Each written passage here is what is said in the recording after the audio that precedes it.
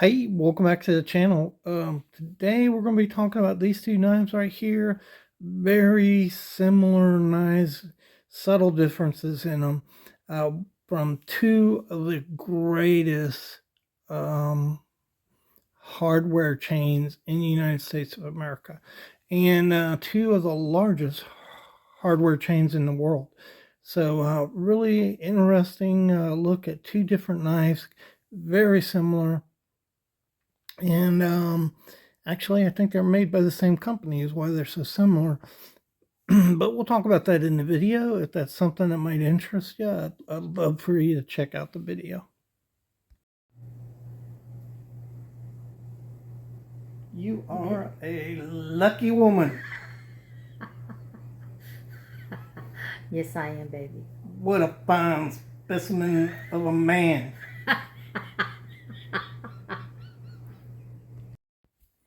All right, welcome back to the Fortified Castle. Hi, all my viewers. Bonjour, privet, guten tag, hola, ciao, konnichiwa, and good day to my foreign viewers.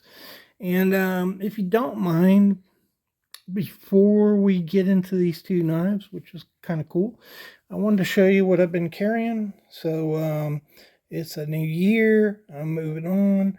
I've had this chili pepper for a long time. I think since last year. Never really carried it, but I really like it a lot. It's a Kaiser, produced by Kaiser. Has a nice clasp design to it. Man, this thing is butter smooth. Three different ways to get into this knife. You got the thumb flip, and you've also got the button lock flip, which works just great.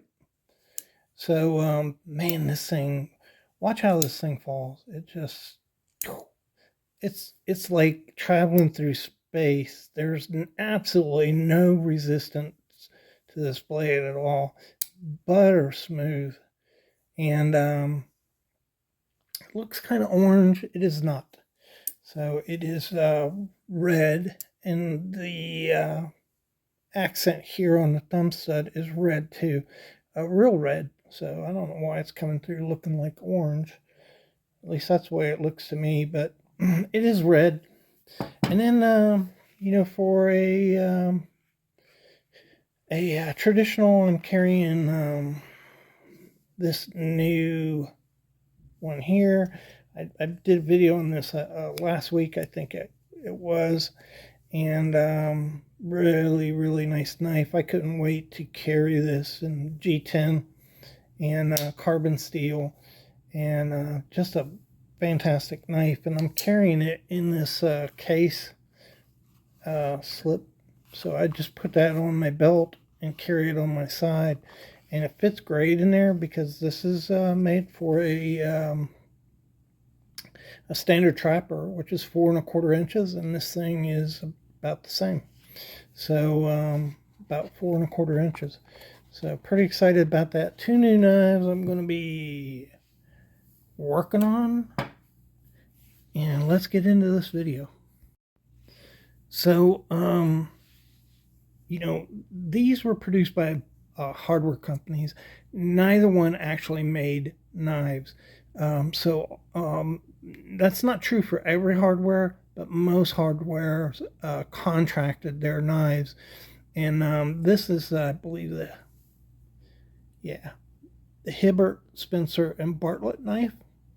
That is a very, very large, very important hardware company up in Chicago.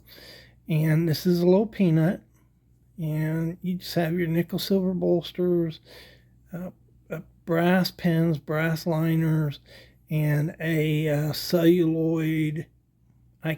I'm thinking this is celluloid actate, but I can't really date this knife.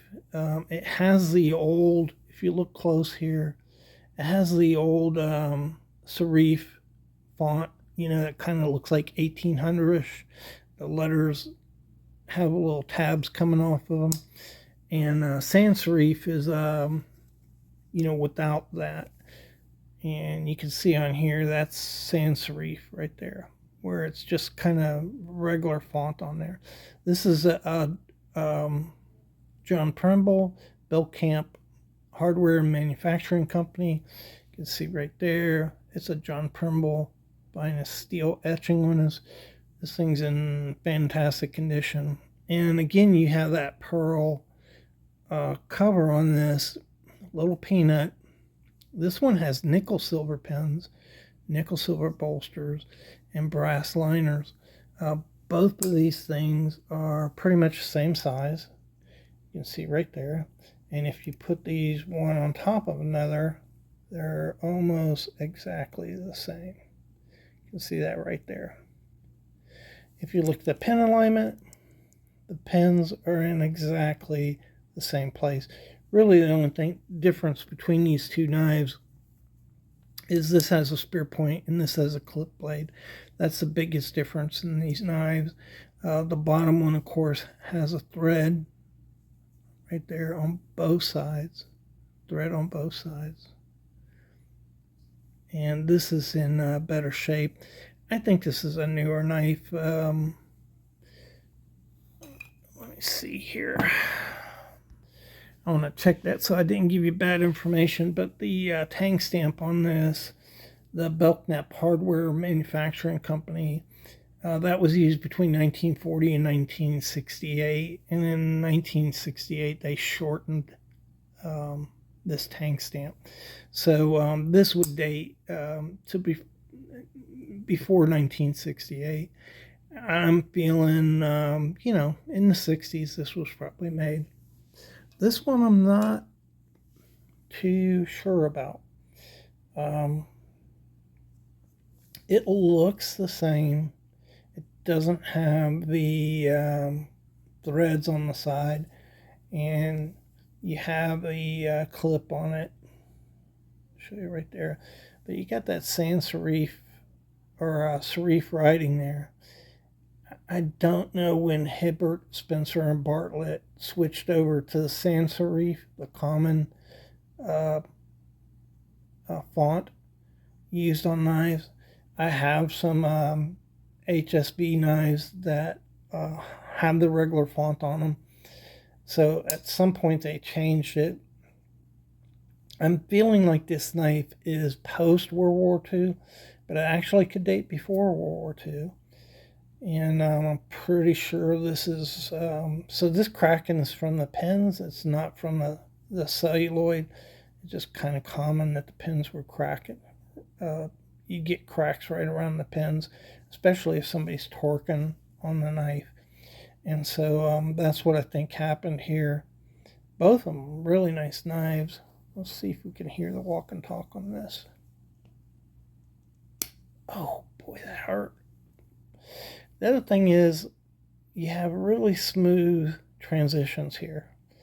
So once you get into the late 50s, early 60s, you start getting knives like this, which have a step down transition. And that's mainly because they're not hand fitting these blades anymore. They're pre-drilling them and putting them on. And that's how you get that little step in there off of the transition between the blade and the back spring. So that also tells me this is, probably from the mid 60s is when you start seeing that crop up in the knives. So this may be post World War II up to like 1955. After World War II, they did not use the old celluloid, I think it was Dynatrite, and they went to celluloid actate, which is a lot more stable than the old celluloid was. So both well-made knives. So I think both these knives were made by Boker, and of course, as always, I could be completely wrong. But seldom am I actually wrong. And I'll show you why. This is a model. Oh, okay, so this is a Boker right here. And there's two kind of things that stand out on this Boker. Let's see if I can get this open. Can't see. Oh, it's right here. It's right at the very end. That's kind of unusual. See where the nail nick is? So this is a Boker, and these are little peanuts, so they're basically miniature dog legs. If you'll notice, these two knives, they're also the same size, and the pins line up in the same position, and they both have the thread there. You can see the thread. And of course, this is a Boker USA. And also, the dog leg shoots out to the side here. You see that? See how it just shoots out to this side? I also have a Camillus. And the Camillus, this is older Camillus, but the Camillus shoots out the other way. See that? So that's why I think these are Bokers. But like I said, I could be wrong about it. Anyhow, two cool knives from two cool companies that were essential. The thing about these companies, they were essential to the building of America in the westward movement across the United States. They supplied settlers moving across the United States with things that they needed when they got to where they were going. Most of the settlers were stopping on land and building houses. So these are just great old companies, and they both prided themselves on providing really good quality goods to people. So the knives they were provided were no different. Both these knives are really good knives, good walk and talk, well built. Even if you go with this one right here, the Belknap hardware knife, it would date to at latest 1968.